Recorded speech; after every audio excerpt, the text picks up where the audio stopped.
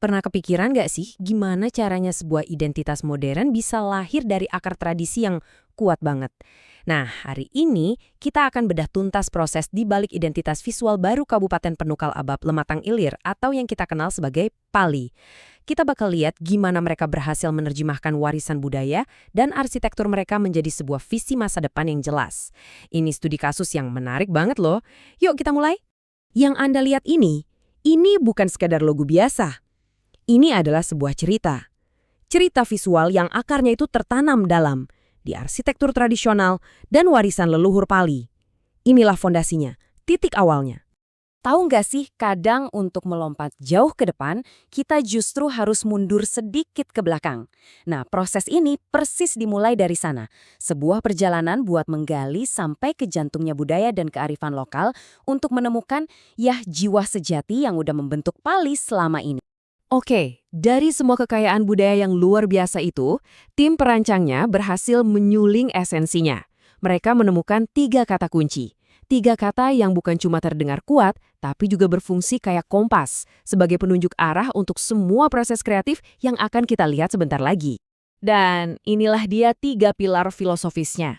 Yang pertama, mengalir. Coba bayangin Pali yang dinamis, terus bergerak lincah, kayak air. Kedua, menyatu. Ini soal harmoni, gimana berbagai elemen yang beda-beda bisa melebur jadi satu kekuatan yang utuh. Dan yang terakhir, maju. Ini udah jelas ya, sebuah deklarasi visi dan ambisi untuk masa depan. Jadi poin pentingnya di sini adalah, 3 kata ini bukan sekedar slogan cantik loh. Ini adalah jembatan. Jembatan vital yang mengubah ide-ide budaya yang tadinya abstrak menjadi prinsip desain yang konkret yang bisa dieksekusi. Nah, sekarang, saatnya kita beralih dari yang filosofis ke yang visual. Kita akan bongkar ikon logo baru Pali ini satu persatu buat melihat gimana 3 filosofi tadi diterjemahkan menjadi sebuah simbol yang, wow, kuat banget. Fondasi dari simbol ini adalah bentuk yang sangat kita kenal, belah ketupat. Atau kalau mau kerennya, rhombus. Dan pilihan ini menurut saya jenius. Kenapa? Karena maknanya itu ganda. Di satu sisi, bentuk ini membawa nilai tradisi, kayak harmoni dan perlindungan. Di sisi lain, dalam dunia desain modern, bentuk ini justru memancarkan kecanggihan dan dinamisme. Wah, perpaduan yang pas banget antara masa lalu dan masa kini. Yuk kita bangun sama-sama ikonnya. Pertama ada lapisan dasar warna biru. Ini adalah visualisasi dari air mewakili kata mengalir. Terus di tengahnya kita taruh warna hijau, simbol peleburan atau menyatu. Dan terakhir di puncaknya ada warna kuning yang membentuk seperti anak panah, simbol dari maju. Dan inilah hasilnya. Keren kan? Ketiga elemen filosofis tadi tersusun rapi, bertingkat, membentuk satu kesatuan yang kokoh, hampir seperti puncak sebuah candi. Mengalir, menyatu, dan maju, semuanya terangkum dalam satu simbol visual yang penuh makna. Tentu saja, sebuah logo butuh suara yang pas, dan itu datang dari pilihan hurufnya atau tipografi. Di sini, pilihannya jatuh pada Yesefa One reguler. Coba deh perhatikan karakternya. Ada kesan elegan, cerdas, sekaligus berwibawa kan? Ini bukan pilihan acak ya.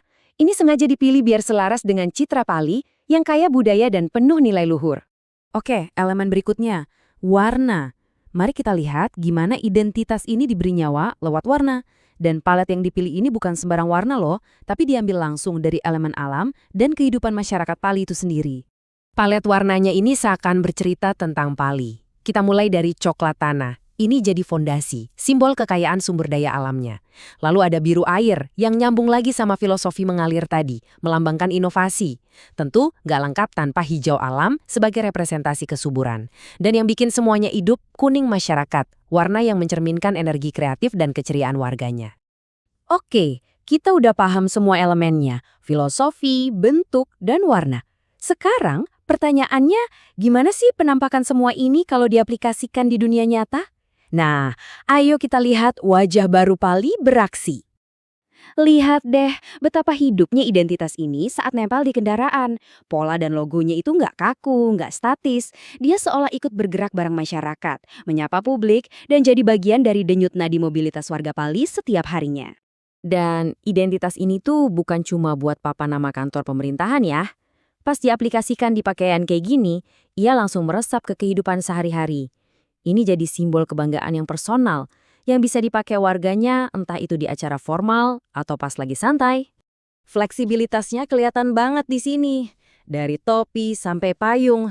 Ini bukti kalau identitas visual ini bukan cuma satu logo, tapi sebuah sistem yang utuh. Dia dirancang biar bisa beradaptasi di media apapun dan jadi bagian dari keseharian kita. Dan pastinya, identitas ini harus bisa berteriak di ruang publik. Kayak yang kita lihat di papan reklama ini, pesannya mengalir, menyatu, maju, tersampaikan dengan jelas, kuat, dan penuh percaya diri. Jadi, yuk kita rangkum perjalanannya. Identitas Pali ini akarnya kuat di tradisi, digerakkan oleh filosofi yang jelas, mengalir, menyatu, maju. Dan diwujudkan dalam sebuah sistem visual yang lengkap. Jadi, ini bukan cuma logo pemerintah, tapi ini adalah cerita kita bersama, cerminan dari identitas kolektif masyarakat Pali. Pada akhirnya, identitas yang kuat itu hanyalah sebuah cerminan, sebuah awal. Cerminan dari potensi dan semangat. Nah, pertanyaan sesungguhnya adalah untuk kita semua. Bagaimana kita, sebagai masyarakat Pali, akan membawa dan memancarkan semangat ini ke panggung dunia? Itu tantangan sekaligus peluang kita bersama.